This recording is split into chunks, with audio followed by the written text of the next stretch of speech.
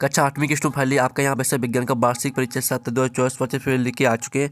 आप लोग बहुत से यहाँ पर कमेंट रहे थे कि विज्ञान विषय का पेपर लाओ, तो फाइनली आपका पेपर आ चुका है। साथ ही आपको पेपर देने से पहले इस पेपर को पूरा यहाँ पर याद करना, ठीक है। और वीडियो को आप लाइक कर लीजिए, चैनल को सब्सक्राइब कर लीजिए। साथ ही आपका समय यहाँ पर 2.5 घंटे रहेगा। कक्षा 8 पूर्णांक आपका 60 नंबर का रहने वाला है। आप यहाँ पढ़ सकते हैं राज्य शिक्षा केंद्र मध्य भोपाल वार्षिक परीक्षा सत्र 2024-25 विषय विज्ञान, ठीक है। और आपके यहाँ पर आते हैं बहुविकल्पी प्रश्न आते हैं, प्रश्न 1 से 5 तक।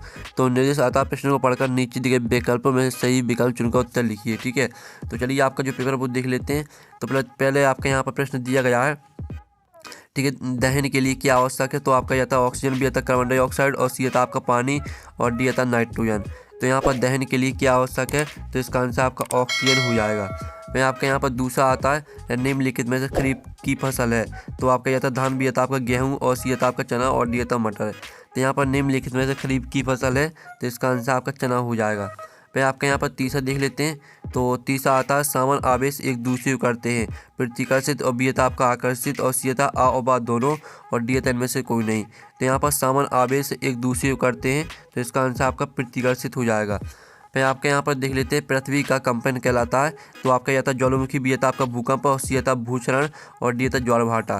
तो यहाँ पृथ्वी का कंपन कहलाता है, तो इसका आंसर आपका भूकंप हो जाएगा।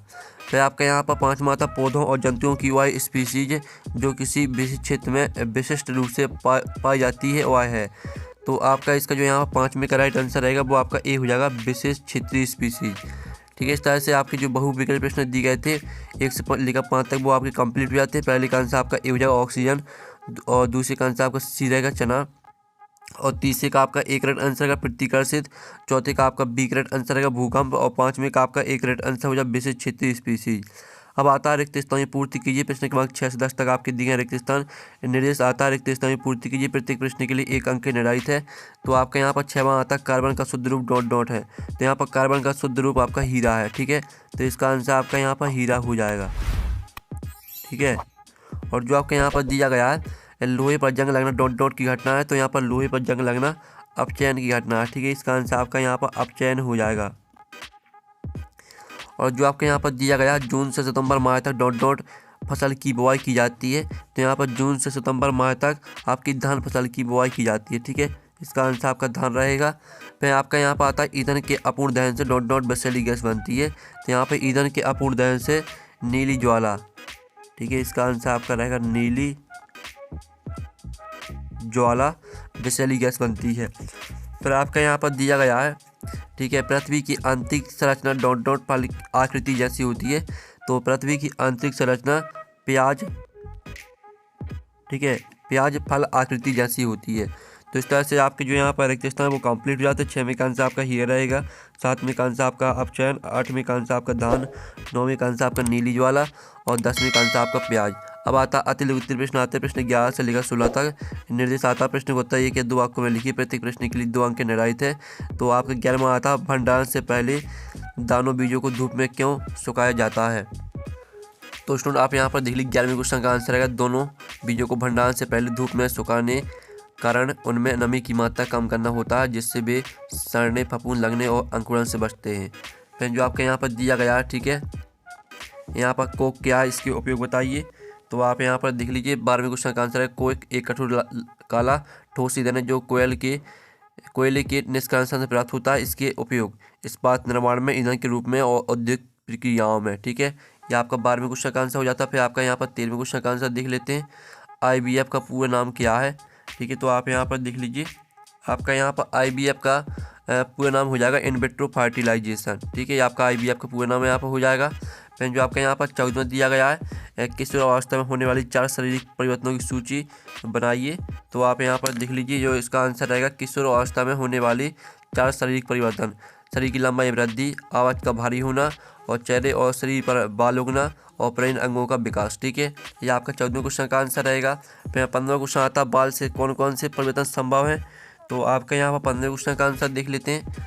तो बल से निम्नलिखित परिवर्तन संभव है, ठीक है। पर्वत निर्माण, भू आकृतिक परिवर्तन, और धरती की ऊंचाई में परिवर्तन, ठीक है। ये आपका 15वें क्वेश्चन का आंसर रहेगा। फिर आपके यहाँ पर 16वां क्वेश्चन आता है, ठीक है, ऊंचे घरों भवनों में तड़ित चालक क्यों लगाए जाते हैं। तो आप यहाँ पर देख लीजिए ऊंचे भवनों में तड़ित चालक लगाए जाते हैं ताकि बिजली गिरने की स्थिति में या बिजली को सुरक्षित रूप से भूमि में प्रभावित कर दे और भवन तथा उसके निवासियों की रक्षा हो सके। ये आपका 16वें क्वेश्चन का आंसर रहने वाला है। अब चलिए आपके यहाँ पर देख लेते हैं लघु उत्तरीय प्रश्न आते हैं आपके 17 से 22 तक, तो हम इनको यहाँ पर कंप्लीट कर लेते हैं। ठीक है, आप यहाँ पर देख लीजिए। निर्देशाता प्रश्न होता 40 से 50 शब्दों में लिखिए, प्रत्येक प्रश्न के लिए 3 अंक निर्धारित है। तो आपका 17वां आता आदर्श ईंधन के लक्षण लिखिए। तो आपको यहाँ पर आदर्श ईंधन के यहाँ पर लक्षण लिखना है। ठीक है, आप यहाँ पर देख लीजिए आपके आदर्श ईंधन के लक्षण दिए, उसमें ये उच्च ऊष्मीयमान होना चाहिए, प्रदूषित रहित होना चाहिए और जलने पर अवशेष न छोड़ना चाहिए और सस्ता एवं सुलभ होना चाहिए, आसानी से संग्रहण और परिवहन योग्य होना चाहिए। ये आपका 17वें क्वेश्चन का यहाँ पर आंसर हो जाता है। फिर जो आपका 18वां दिया रेड डाटा पुस्तक क्या है, तो इसका भी आंसर हम यहाँ पर देख लेते हैं। ठीक है, आप यहाँ पर देख लीजिए रेड डाटा पुस्तक एक दस्तावेज है जिसमें विलुप्तप्राय संकर गैस दुर्लभ तथा लुप्तप्राय जीवों की सूची होती है। इसे अंतर्राष्ट्रीय प्रगति संरक्षण संघ द्वारा प्रकाशित किया जाता है। ये आपका 18वें क्वेश्चन का आंसर हो जाता है। फिर आपका आता है 19वां लैंगिक जनन एवं अलिंग जनन में क्या अंतर है, उदाहरण सहित आपको लिखना है। ठीक है, तो आप यहाँ पर देख लीजिए ये आपका यहाँ पर लैंगिक और अलिंग जनन में अंतर, ठीक है, उदाहरण सहित दिया गया है। तो इसका आप स्क्रीनशॉट ले लीजिए, आपका यहाँ पर आंसर हो जाता है। ठीक है, तो आपको 19वें क्वेश्चन का आंसर करा दिया। आप चलिए आपका यहाँ पर देख लेते हैं 20वां क्वेश्चन। तो आपका यहाँ पर 20वां क्वेश्चन आता है कीट एवं मेढक में जीवन चक्र पूर्ण करने में हार्मोन का योगदान लिखिए। तो आपका यहाँ पर 20वें क्वेश्चन का आंसर देख लेते हैं। तो ये रहा आपका 20वें क्वेश्चन का आंसर। तो इसका आंसर आप यहाँ पर स्क्रीनशॉट ले लीजिए, पूरा याद कर लेना है आपको। फिर आपका यहाँ पर दिया गया कोली भारी बोझ उठाते समय अपने सिर पर कपड़े को गोल लपेट कर क्यों रखते हैं। तो आप यहाँ पर देख लीजिए कोली सिर पर कपड़े को गोल लपेट कर रखते हैं क्योंकि यह बोझ को समान रूप से वितरित करने में मदद करता है, दबाव को कम करता है जिससे सिर को कम दर्द या चोट लगती है, संतुलन बनाए रखने में सहायता करता है। ये आपका 21वें क्वेश्चन का आंसर। फिर जो आपका 22वां दिया गया क्या शुद्ध जल विद्युत चलन करता है, यदि नहीं तो इसे चालक बनाने के लिए हम क्या क्या कर सकते हैं। ठीक है, तो 22वें क्वेश्चन का आंसर देख लेते हैं। तो ये रहा आपका 22वें क्वेश्चन का आंसर। ठीक है, नहीं शुद्ध जल का विद्युत चलन नहीं करता क्योंकि इसमें आयन नहीं होते हैं। इसे चालक बनाने के लिए इसमें तेजाब जैसे H2SO4 मिलाया जा सकता है, नमक NaCl मिलाकर इसे आयन युक्त किया जा सकता है और क्षार जैसे NaOH मिलाने से भी जल चालक बन सकता है। ठीक है, आपका 22वें क्वेश्चन का आंसर हो जाता है। अब आते हैं आपके द्वितीय प्रश्न आते हैं 23-26 तक। निर्देशाता प्रश्न को 75 शब्दों में लिखिए, प्रत्येक प्रश्न के लिए 5 अंक निर्धारित है। 23वां आता जीवाणु मिट्टी की उर्वरता को बढ़ाने में किस प्रकार सहायक है। तो आप यहाँ पर देख लीजिए आपके यहाँ पर आंसर का नाइट्रोजन स्थिरीकरण, कार्बनिक पदार्थों का अपघटन। ठीक है, इस तरह से आपके यहाँ पर हो जाते हैं 23वें क्वेश्चन का आंसर। पे इसका आपका यहाँ पर 24वां दिया घर्षण से होने वाले लाभ हानियाँ लिखिए। तो आप यहाँ पर देख लीजिए घर्षण से होने वाले लाभ दिए गए, पैदल चलने और गाड़ियों के चलने में सहायक, लेखन व चित्रण में उपयोगी, इस तरह से, और साथ ही आपकी लाभ दी गई, साथ ही आपकी हानियाँ दी गई हैं।